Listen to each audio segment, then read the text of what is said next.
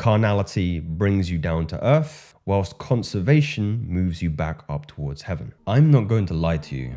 This is going to be a heavy, esoteric video.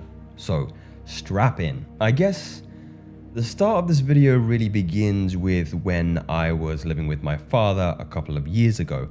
I did a video not too dissimilar to the premise of the one that you're watching right now. And it was on the idea of the fall, which is to denote Adam and Eve's fall from the Garden of Eden. I said in that initial video, I believe that story is a metaphor for over-sexual indulgence, especially in Western culture. Now, I would not be so bold as to concede that it was I who came up with that ingenious revelation. But in fact, I first learned of this ideas by contemporaries like Julian Blake, who explained this premise in his book, The Bliss of the Celibate. Now, something to a similar or not too dissimilar affiliation recently cropped up on my Twitter, and I thought, what a wonderful opportunity to revisit the subject area and add my color and newer understanding into this particular idea here. So without further ado, we have Amora Ka, Hidden, the Law of Sex Thread, which begins with H.P. Blavatsky's explanation that the fall of man was the direct result of misusing the creative energy. Creative powers in man were the gift of divine wisdom, not the result of sin. This is clearly instanced in the paradoxical behavior of Jehovah on humanity. And here you can see a rather crude illustration of it was never an apple, denoting that the idea of the fall was actually grounded in this idea of overindulgence in the creative life force that God bestowed upon man. You know, I've often made this point that many men still remain ignorant over the fact that they have a power which is godlike. You have the power to create a life. Is that not a remarkable fact? That is a power of God's. And here we have an illustration of what may happen if one may choose to overindulge in this creative element, which has banished us from Eden or heaven. Perhaps more stricter interpretations than my own will explore the idea that any indulgence of the creative energy that does not involve procreation is a sin. Anything outside of preserving your creative essence is unbecoming of our God-like status. Imagine the notion of God using his creative element not for the creation and benevolence that he inherently is, but for his own selfish pleasure-seeking behavior. Quickly, the title of godhood is dismantled and therefore diminished. And this notion becomes even more grounded in this thesis when you recognize that we were created in God's image. We were created in the image of God. Now let's move on to the second aspect of this thread. Jehovah first curses Adam and Eve and humanity for the supposed commitment of these crimes as the one that we have explained previously, and then blesses his chosen people by saying, "Be fruitful and multiply and replenish the earth."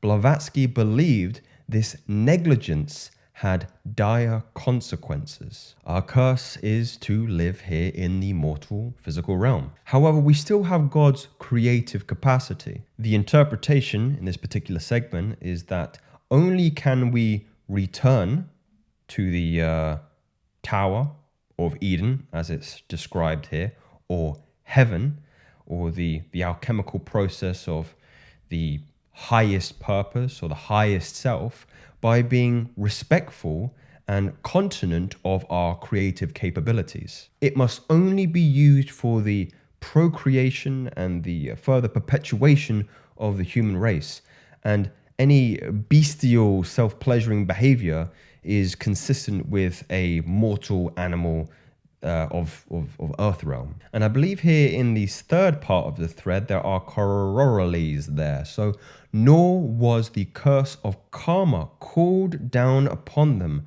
for seeking natural union, as all the mindless animal world does in its proper season, but for abusing the creative power, for desecrating this gift, wasting the life force for no purpose other than bestial personal gratification. It's interesting here, the reference to mating seasons. I've made the point many a times that even animals have respect for their creative capabilities and they allocate them when they are in mating season.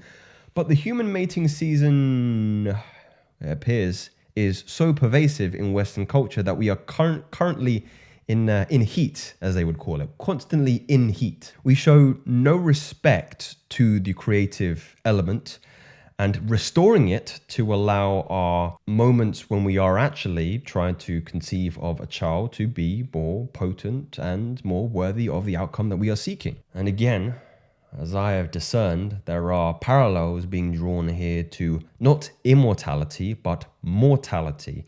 If you behave like a mortal animal of this realm, then you will be tied to this realm and you can never ascend back to the Garden of Eden. Carnality brings you down to earth, whilst conservation moves you back up towards heaven. The fourth part of this thread describes in the Bible, when describing sex between Adam and Eve, we read, "And Adam knew his wife, and she had Cain."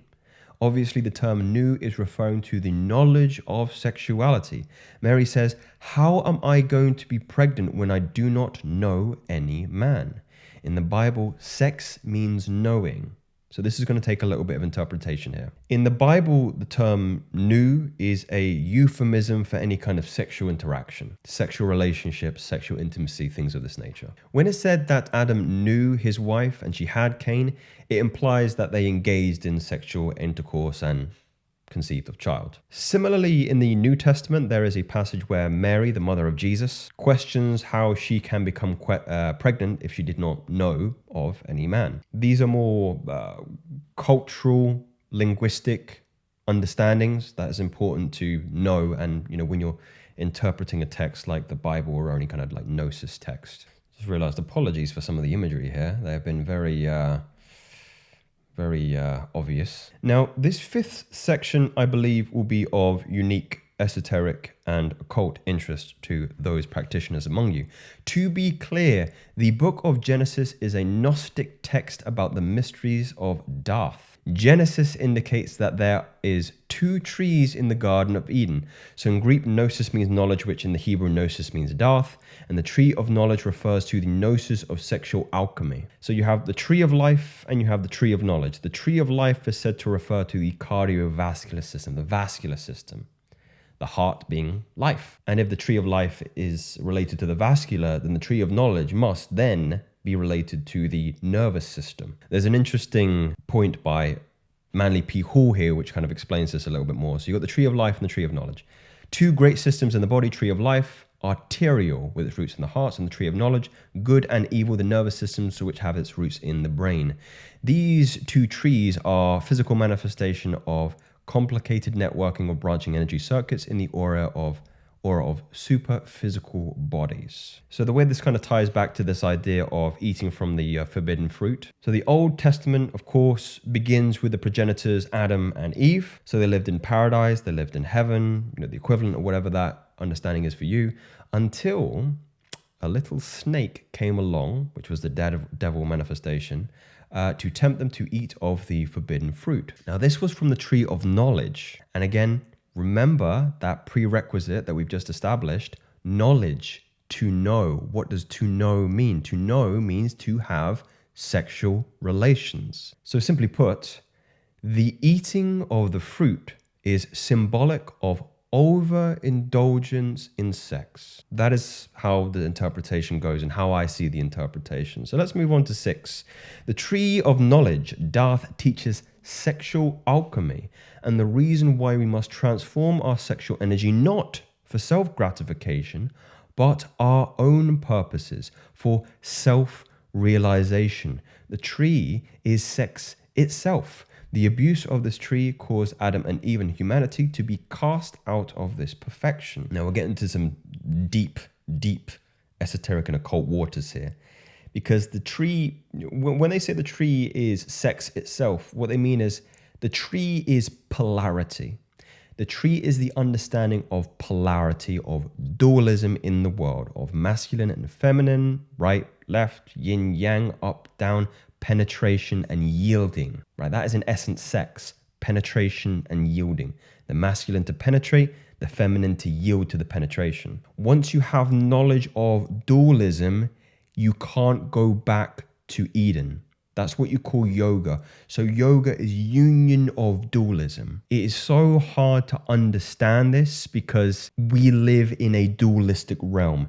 You couldn't comprehend the physical realm without opposites. You couldn't see me if you had no knowledge of light and knowledge of dark. Even to live, you need to be able to inhale and exhale. So the world is dualism. Once you have knowledge, once you've eaten of the fruit, once you've eaten the fruit of dualism, you're kind of bound here. You're bound to the physical realm. When you transcend this by conserving the sexual essence, which is to say, again, you're not overindulging in knowledge, in sex, in dualism, right? Dualism, again, penetration and yielding. I'm sorry if I'm being crude here, but you have to understand this in the way that is probably most relatable to you. When you start to live in chastity, in celibacy, you start to minimize the influence of dualism in your life and you start to unite. You come back into yoga. If you have a yin and a yang and they slam together and now there's no black and there's no white, there's just the road in the middle. That's the Tao, that's God, that's self-realization, that's union, that's everything. That's,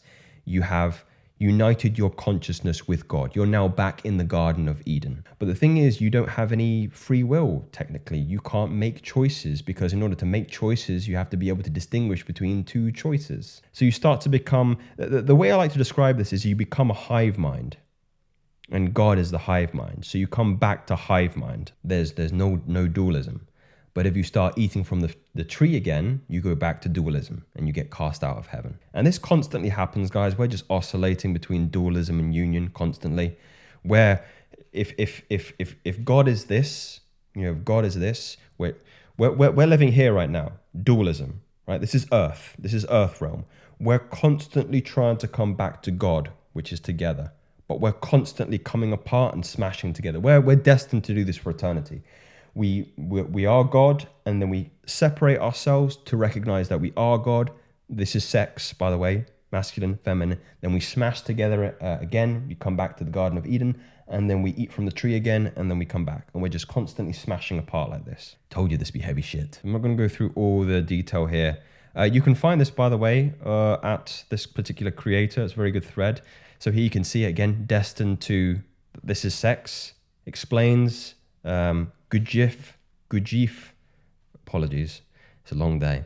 Sex plays a tremendous role in maintaining the mechanicalness of life. Everything that people do is connected with sex, with politics, religion, theater. Again, it's all sex. It's all sex. It's all dualism. It's all polarity. And you can see the polarity here.